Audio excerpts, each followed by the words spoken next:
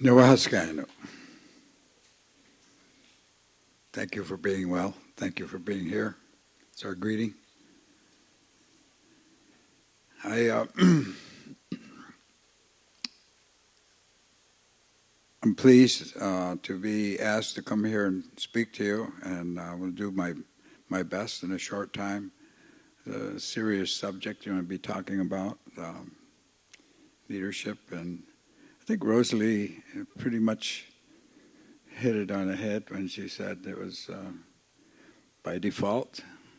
You're the last one standing, you're the leader. And that's the way it goes. But in the process of leaders, I want to mention the loss of several of our leaders from Six Nations this year, which has been very, very strong. And one is a Mohawk leader by the name of Ernie Benedict. Ernie's old-timer, and he was still with us up to this past year, and I learned a lot from Ernie as well. And then we lost Jake Swamp, and Jake Swamp again was a national leader, and his efforts, both of their efforts, were on behalf of everyone. And that's how we come to know them, because they moved about and they were there. I guess one of the first prerequisites to be a leader is to be there. You got to be there. You got to be. If you're not there, where are you? Not a leader. So Barry White was Seneca young man who worked with John Mohawk and myself in developing the University of Buffalo's program, and he just passed away. So on Friday there'll be a memoriam for Barry, which we'll be at, and young man, young people. So as you grow older, I mean, there's no teacher like experience, but also you have experienced teachers and experienced leaders. And if you're wise early on to listen to what they say, you can save yourself a lot of trouble, because they try to pass on to you their experiences. But as you know, everybody has to learn for themselves. And every mother and every father have said to their children, "Don't touch that stove, it's hot." And so what does the child do? But promptly touch the stove. Oh, it's hot. It's experience. So next time he knows better. And I know a lot of us here have touched a lot of hot stoves. So over the period of time, then, in the process of nations and citizens, and we have organized ways to raise our leaders. There's laws, there's rules, there's ways to govern. Ancient, very, very old. We're very old people, all of us, and we all have our histories. And we all have our leaders that we know and remember and try to take guidance from, and the rules and the laws. And so it's important to listen. Probably the first start of a good leader is to listen and hear what people are teaching. If you look about in your daily life and you watch a group of children playing, if you're careful and you note, pretty quick you can find a leader of that group. There'll be a leader in that group of children. No matter what age group, there's a leader there. And when there's any kind of trouble or problems, that group will turn to that person, whether it's a boy or a girl. and there's leaders. So you begin to note where these leaders are, because later on you're going to be calling on them. And there are leaders both good and bad. You can, if you don't guide them, they can be very powerful bad leaders, but still a leader.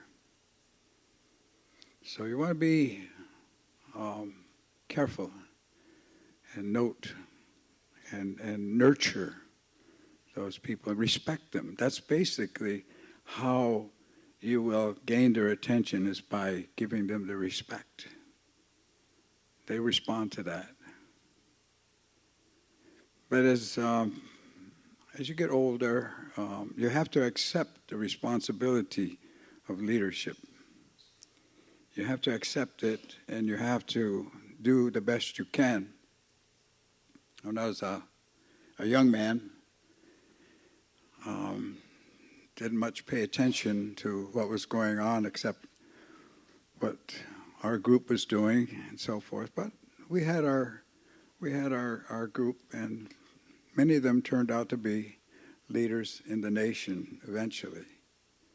So you become a runner, you know. You become the person like the young people that were just standing there. They were what I call your legs, your runners. They're going to go out and do stuff because they're quick, they're fast, they got a lot of energy. And in that process, they're going to learn because they're observing. And also, they volunteered for that, which means they want to. So in this process of leadership, probably in all of our nations, all the Indian nations, the runner was very, very respected. Because at some point, this person was carrying a nation on his back, a message from one place to the other. And we always sent three. We always sent three runners, because one has to get through. And so these runners would carry a message, deliver it, hear the response, and carry it back and deliver it. That takes a lot of intelligence, it takes a lot of endurance. And these runners became eventually leaders. They learned. And it takes time.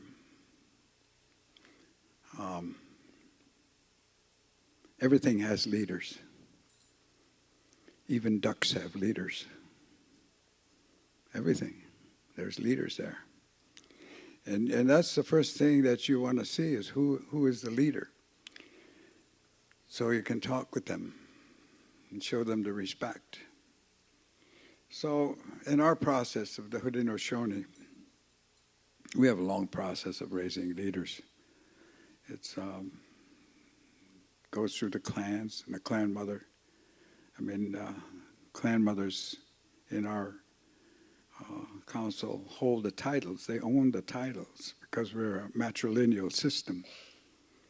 It is they who own the titles, and it is they who will choose the leaders and also have the power of recall, remove the leaders. It's a clan mother. And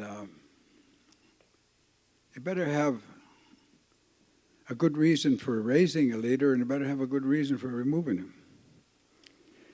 But it's a process. And I remember my clan mother, Rita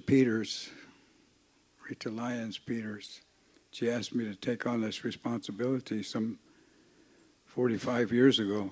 I told her I wasn't capable. I said, I don't speak the language. I'm pretty rowdy. I'm a run around. She says, well, I want you to think about it, she said. She said, think what you can do for the people. That was her instruction. And I thought, maybe I could help a little bit somewhere. It took me almost a year to decide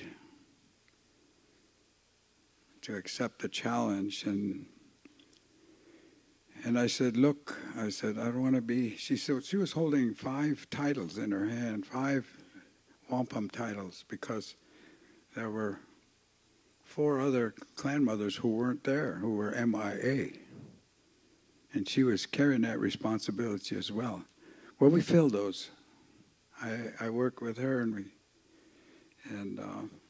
Chief Paulus, Irving Paulus, who I grew up with, became one of those leaders, Paul Waterman, and my younger brother, Kingsley. And I said, you sure about that? I thought I was right. King was really bad. And she said, well, she says, bring him along. This was a clan mother. And today, my brother holds the title of Tayat Kwai, and I'm his faith keeper. I'm his partner. Thank you.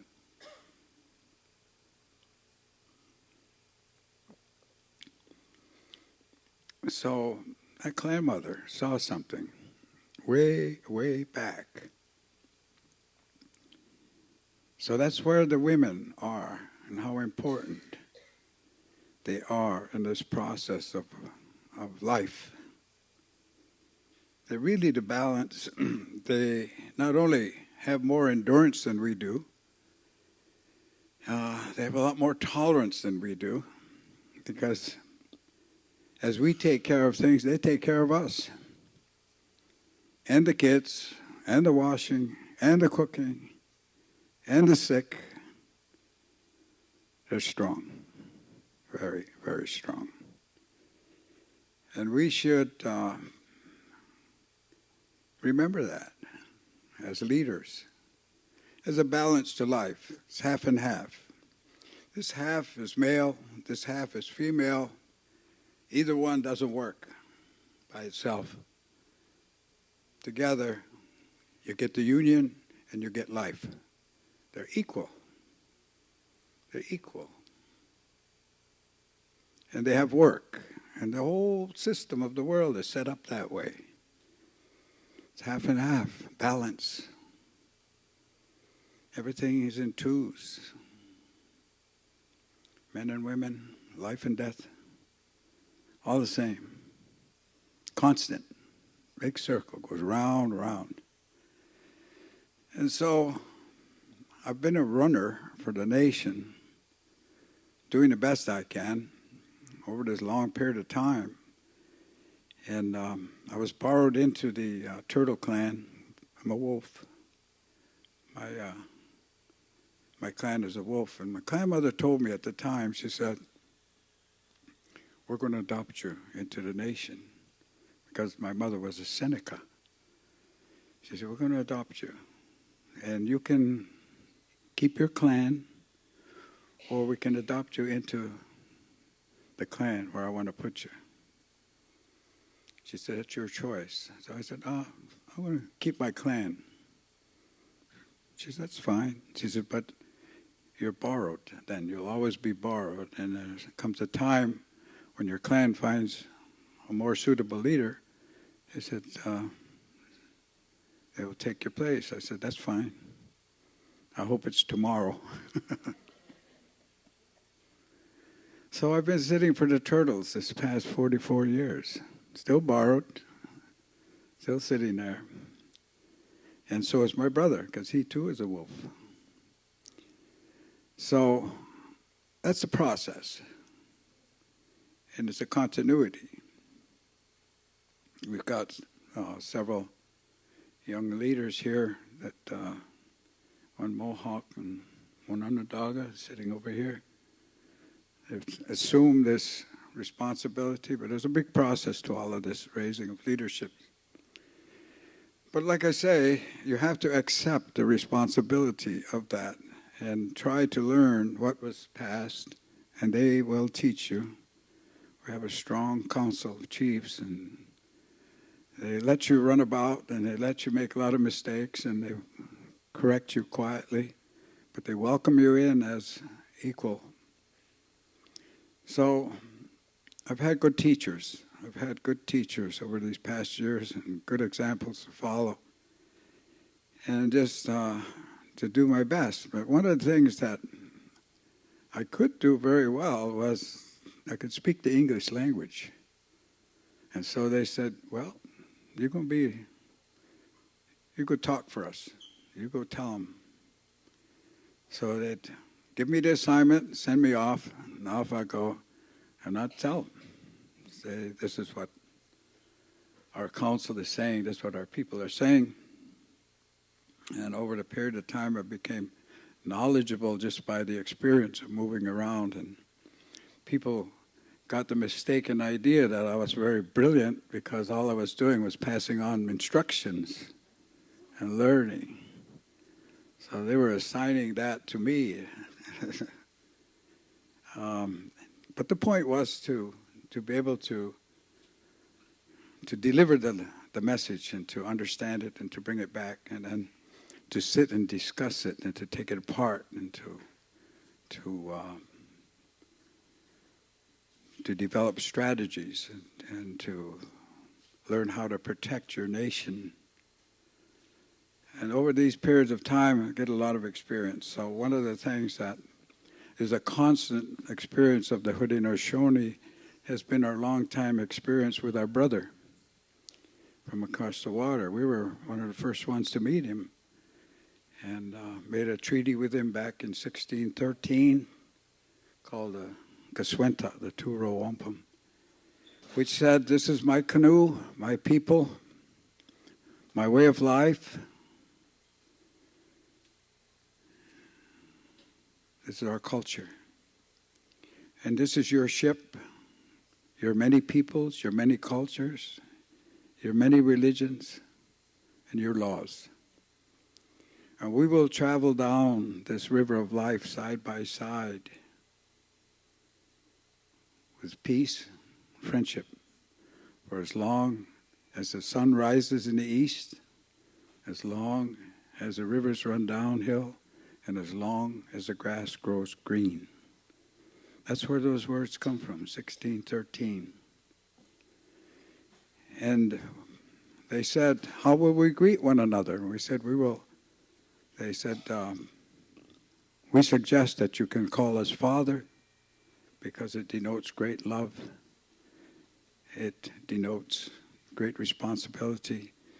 So our leaders talked about it and they came back and they said, we think it would be better if we called one another brothers because that denotes equality. As you know, fathers have to chastise children on occasion. And we don't think that might be a good idea, so we suggest brothers, and it was agreed upon. So even today, in all of our messages that we send, we always begin with brother, our relative from across the water, because they are relatives. They are relations. We are a human species with many colors, many cultures, many ways of life. But we can change blood with one another, regardless of the color of where we come from. And you can't get any closer than that. And so, today, in these times, we've had this great experience of dealing with our brother, from George Washington and way beyond that, up to the present time. So the international discussion that we're in here began for us long, long, long ago. And we've learned from that experience.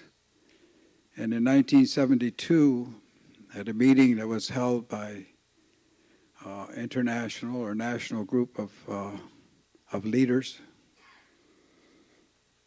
Indian nation leaders in the UN, they asked the Six Nations if we would take the lead in the discussion with the international body at the United Nations. And we agreed, and Chief Paulus and myself were assigned to take that lead on behalf of the Six Nations. And it's one of the few times that when an assignment remains constant, usually you're given an assignment, and when an assignment is done, then you move on. But we've been kept in that assignment, so I still continue to do that as a runner, not only for the Haudenosaunee, but for all nations, all of responsibility to everybody that's here and everybody that's not here, and even across the water. As we found out, the indigenous people are around the world and pretty much in the same predicament. And so the problems that we face remain constant. They're the same problems. They're the same problems for everybody. But the diversity that we have, and we're spread across so many places, that to gather people together in one place like this is a big job. It's expensive. Governments that we battle with and that we challenge, like the United States or Canada or Australia or wherever, they have a process and a procedure. They also meet together. And they also discuss their common problems. And one of their common problems is us. Big problem. And as long as we say who we are, as long as we stand and say that we are the Haudenosaunee, the Onondagas, or the Cayugas, or the Senecas, Mohawks, Oneidas, as long as we stand there, we challenge their title to land.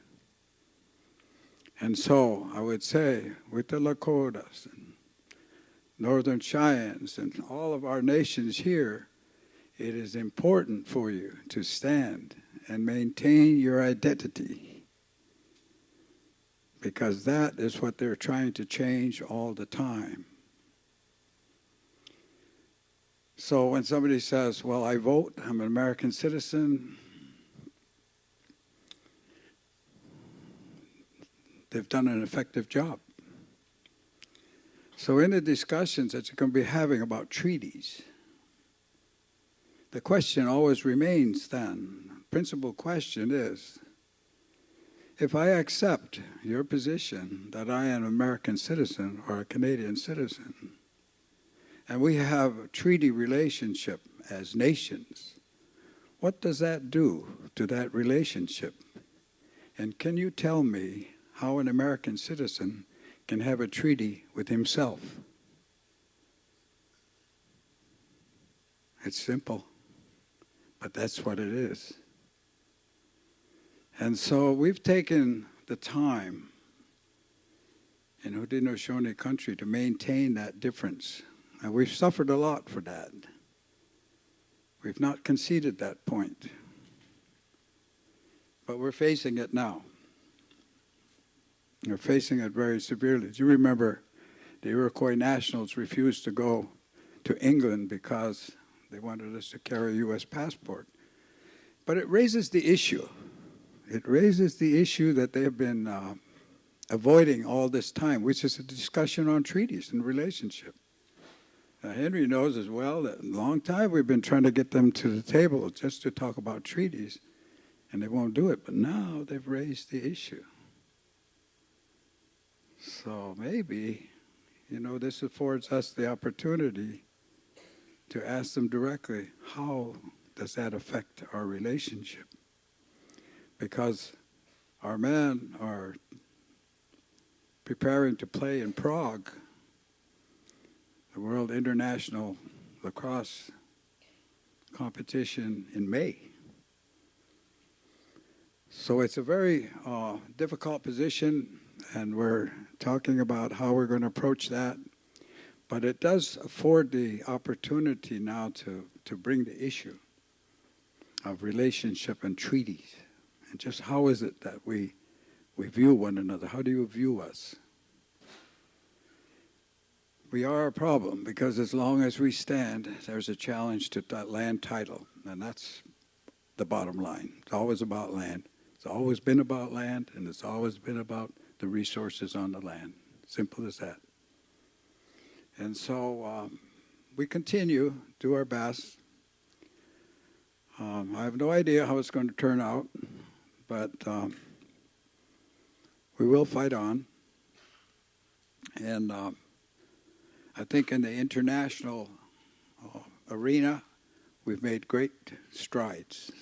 I mean, the Declaration for the Rights of Indigenous People 33 years of work. Finally. And as you saw, President Obama, delivered kind of a weak-kneed support of it. And very interesting, he said in his discussion, 16-page discussion, he said, these indigenous people want a special place. They want a special place for their self-determination and human rights. And I said, no, we don't want a special place. We just want to be recognized equal with the rest of the people in the world. So with that statement, he's trying to put us back in the box. And I wonder just how much of that statement is his or the policy of the federal government. I don't know that, or how well aware he is of that. But we fought our way out of that to become equal in human rights, the rest of the world. And for a country, the last one to even mention support, to try to put us back in a box should alert you. Put your ears up. What's going on? So leaders better be aware that this, they control the forum that we speak in, the UN. We don't have a vote there. But we're there. We're subject to laws and rules. So that's what we have to be careful about. But anyway, it's ongoing. And I suggest that if you keep your ceremonies, you keep your ways of life back home. Language is so important, and they've challenged us so many times over that. We struggle with it, all of us. I know we do, everywhere. That's important. That's your fundamental basis for sovereignty. Your language, your culture, your way of life, and your citizenship to the nation that you belong to. Tanaitu.